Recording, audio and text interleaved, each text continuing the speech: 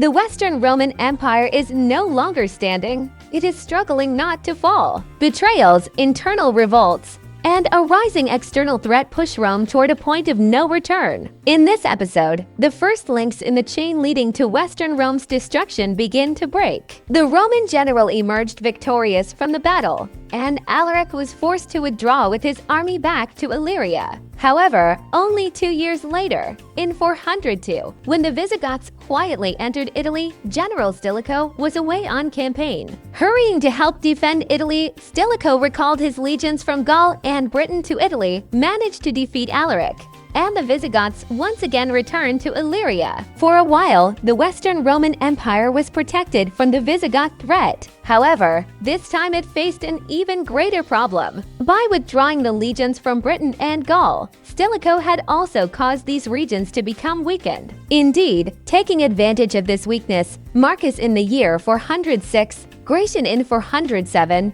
and finally Constantine III again in 407 launched rebellions in Britain. While the rebellion of Constantine III was the most serious, the Western Roman Empire could not send troops to Britain due to a lack of resources. In addition, when the successful Roman general Stilicho was executed in the year 408 by Emperor Honorius on charges of plotting to overthrow him, most of Stilicho's soldiers revolted and joined the side of Visigoth King Alaric. Encouraged by these soldiers, the Visigoths launched an attack on Rome and completely besieged the city. When the city surrendered due to the rapid depletion of food supplies, Emperor Honorius made a very harsh agreement with Visigoth King Alaric. As a result of the agreement, Alaric returned to the Illyrian region after receiving 40,000 slaves, 2 tons of gold, 16 tons of silver, and 1,400 kilograms of black pepper. However, in the year 410, the Visigoths attacked again, this time burning and looting the entire city,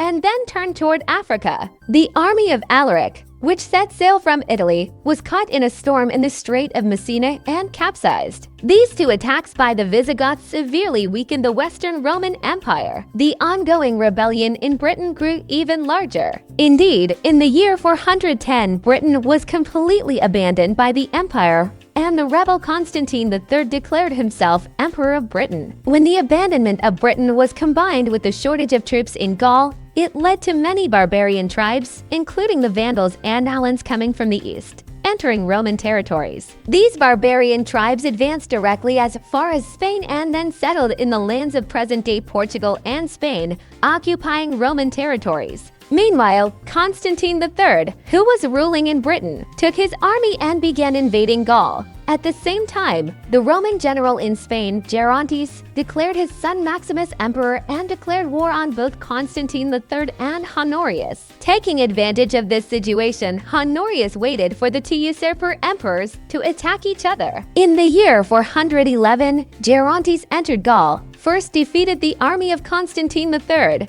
and then captured and executed Constantine. At that very moment, Honorius' general Constantius confronted Gerontes with a Roman army of 40,000 men. In the battle that followed, Gerontes lost nearly his entire army, and although he fled to Spain, he ended his life by committing suicide when he realized he would be captured. Thus, Honorius, having gotten rid of both usurper emperors, turned his attention to the barbarians who were occupying his lands in Spain. During this period, after the death of Alaric, the Visigoths, who had taken refuge in Italy, settled in the Aquitaine region of Gaul. Emperor Honorius made an agreement with the Visigoths, promising to grant them vast lands in the Aquitaine region in return for fighting on behalf of the empire. With the Visigoths accepting this offer, the Visigothic kingdom, the first of the barbarian kingdoms, was officially established in 418. After this date, the Visigothic kingdom began to wage successful struggles against the invading barbarian groups in Spain. When the year 423 arrived, Emperor Honorius died without leaving an heir, creating a power vacuum on the Roman throne. During this time, Johannes,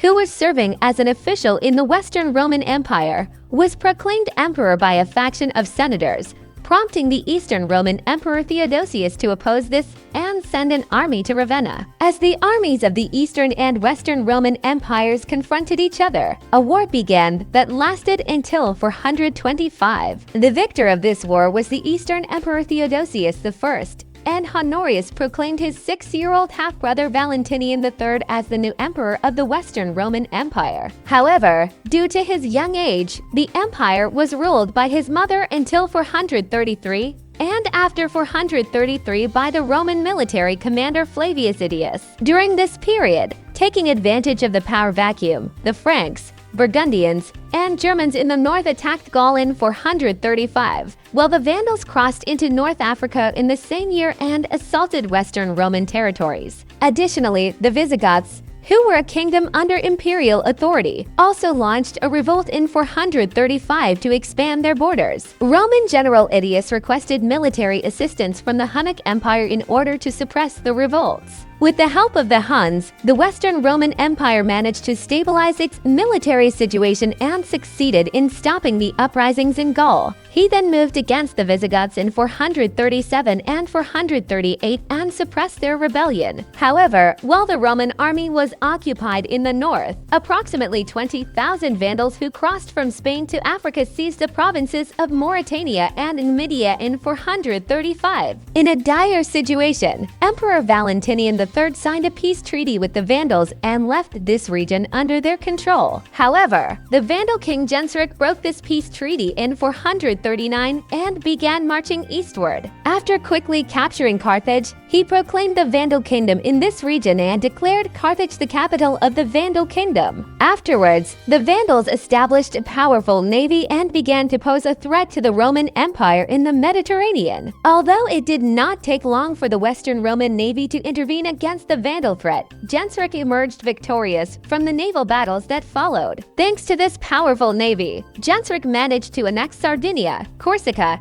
and the Balearic Islands to his kingdom by 450. The reason the Western Roman Empire could not respond to these Vandal invasions was that it was facing a greater menace. In 434, Attila became the ruler of the European Hunnic Empire and set his sights on Gaul, a territory of the Western Roman Empire. General Aetius first redeployed his forces to the Danube to prevent the impending Hunnic attacks, and then assembled a coalition composed of Roman and Germanic forces, including the Visigoths and Burgundians. In 451, at the Battle of the Catalonian Plains, the Roman coalition army inflicted heavy losses on the Huns and forced Attila to retreat. However, Attila never forgot this defeat. Only 1 year later, in mid-452, he reorganized his army and began marching directly toward Rome. After crossing the Alps, the Huns under Attila succeeded in capturing Aquileia following a long siege. After the plundering, the city was almost completely destroyed, and the cities of Padua, Verona, Milan,